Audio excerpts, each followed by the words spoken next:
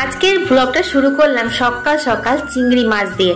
দেখো আজ হচ্ছে রোববার, আর রোববার মানেই হচ্ছে প্রচুর কাজ, সাথে একটা লাল ঝোল। কিন্তু লাল ঝোল মানেই যে সবসময়তে মাটন বা চিকেন করতে হবে তার তো কোনো মানে নেই। মাছ দিয়েও কিন্তু লাল ঝোল করা যায়, স্পেশালি চিংড়ি মাছ দিয়ে। তো আজকে তোমাদের চিংড়ি মাছের একটা অসাধারণ রেসিপি শেয়ার করব। মাছগুলো খোসা ছাড়িয়ে ধুয়ে নিলাম, আর খোসা ছাড়াতে গিয়ে মনটা খারাপ হয়ে গেল জানো, অতগুলো মাছের খোসা ছাড়িয়ে এইটুকু বেরোলো।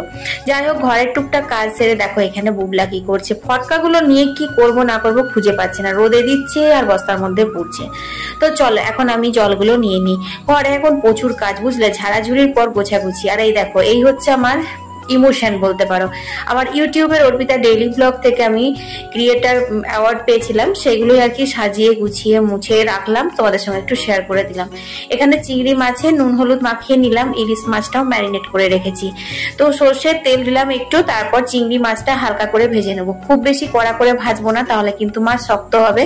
তো এই যে জুসটা বেরিয়েছিল এটা সমেতই কিন্তু আমি তুলে রাখলাম, এতে রান্নার স্বাদ ভীষণ বেড়ে যায়, আর তোমার মাছটাও বেশ সফট থাকে। তারপর সর্ষের তেলে কালো জিরে ফোড়ন দিয়ে দিলাম হচ্ছে রসুন। রসুনটা কিন্তু একদম প্লেন করে বাটিনি, ঘষুনিতে করে ঘষে নিয়েছিলাম। কালো জিরে আর রসুন ফোড়নের খুব সুন্দর গন্ধ বেরোতে পেঁয়াজ কুচোগুলো দিয়ে দিলাম। তারপর একটু ভাজলাম নাড়াচাড়া করে, তারপর আর নুন হলুদ। এরপর কিন্তু পরপর করে মশলা দেব, সেটা হচ্ছে তোমার জিরে ধনে শুকনো লঙ্কার গুঁড়ো। তো তার আগে দিয়ে নিলাম হচ্ছে সেদ্ধ করা আলু আর সেই মাছগুলো, সেগুলো দিয়েও একটু ভাজা ভাজা করে তারপরে কিন্তু মশলাগুলো দিলাম। তোমরা এই রান্নাতে গরম মশলা ব্যবহার করতে পারো, কিন্তু জানো তো আমার বুবলা একদমই পছন্দ করে না চিংড়ি মাছের গরম মশলার গন্ধটা, বলে মামি মাছের গন্ধটা কিন্তু অন্যরকম হয়ে যায়।